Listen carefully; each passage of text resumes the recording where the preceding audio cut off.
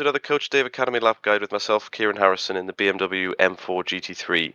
This week is week 5 of the IMSA iRacing series, and we're at Watkins, Glen. So without further ado, let's get started.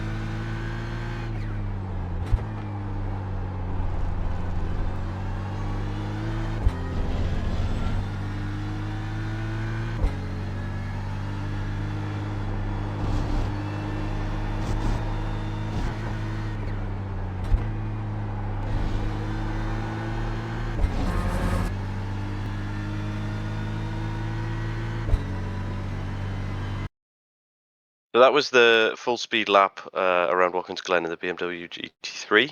I'm now just at the start finish line, about to start that lap on the replay, so I can talk you through all the braking points and everything I'm doing on the course of the lap. So here we go, just starting on the start finish straight, and immediately looking for these marker boards on the left hand side. Subjectively, it feels like my braking point is like just before the 200 board, but actually, as you can see here, I start braking just as the back of the car goes past the 300. So obviously from on board, it feels like you've gone past the 300 for a chunk. So I'd say aim to try and brake just after the car's cleared this 300 board, down to third gear, and we want to take all of this sort of lower tier of the curb. You don't want to touch the upper bit in this car, at least. It just bounces the car out wide more than it gains you. So you want to get right in as much as you can on this lower curb. And then on the power nice and early, use all of this runoff curb. As long as you keep your right two wheels on this curb, it's clean off track wise, and you can just run that all the way along here, and then you get a slightly shallower line into this curvy section. This is all easily flat out. It's just a case of trying to be as smooth as you can and not scrubbing any speed. Drive the shortest line possible, of course, through there as well.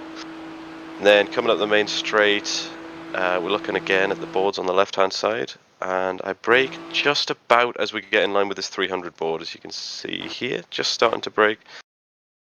It's not a massive brake, about half pressure just underneath, down to fourth gear. Your first objective is to try and get basically as close to this wall as you can. You can't get an off track behind the curb before you would hit the wall anyway, so you're just trying to get as close as you dare. Just try and set up the following corner so you're as far to the right as possible.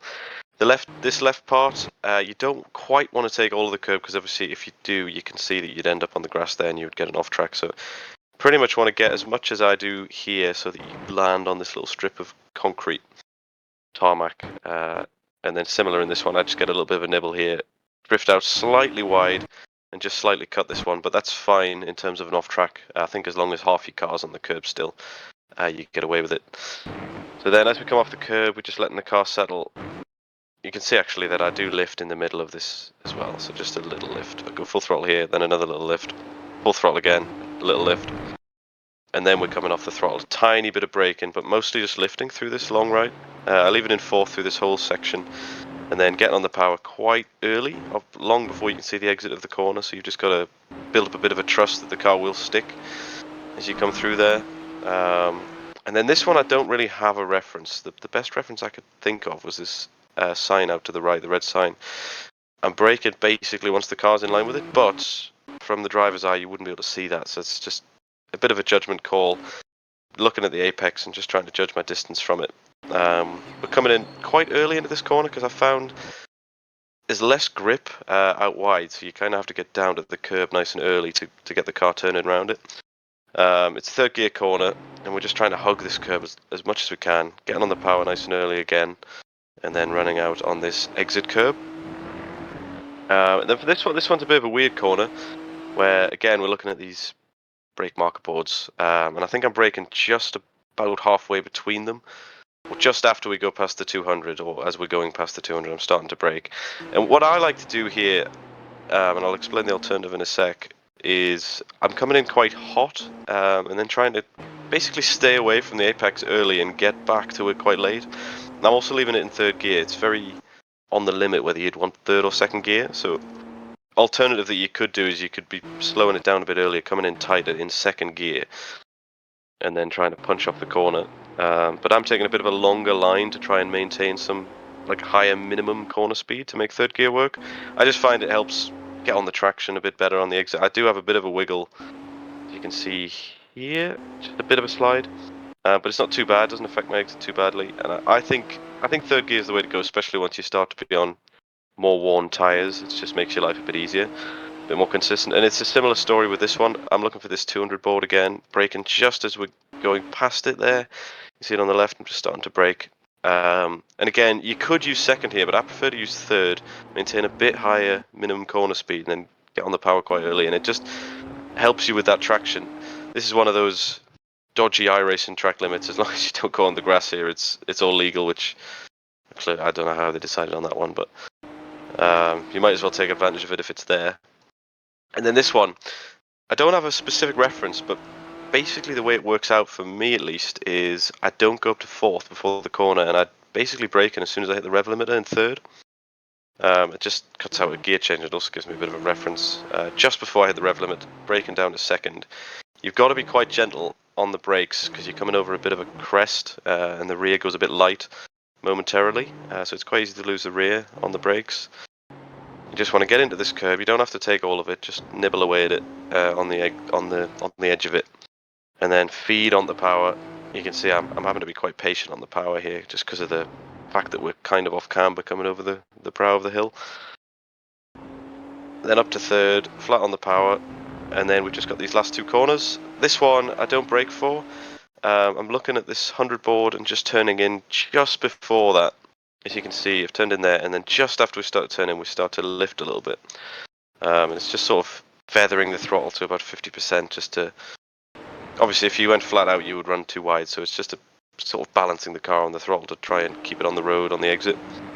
I run just over the edge of the curb here. This is legal. I think you can go a little bit further, but it isn't really optimal to go much further because you need to be back across the left for the final corner. So you can see I'm trying hard to get back across the left in time. And as we're about halfway across the track, we're starting to brake. Just a little bit of a brake down to third gear, and you can see I do make it back across to the far left side before I turn in. I just want to get half of this curb. Maybe you don't need to get it all because, as you can see, it's sort of angled away from you, so it pushes you out the corner. Just want to get into it to get your apex, but you don't have to take it all. And then just getting on the power as early as we dare, with that wall approaching on the exit.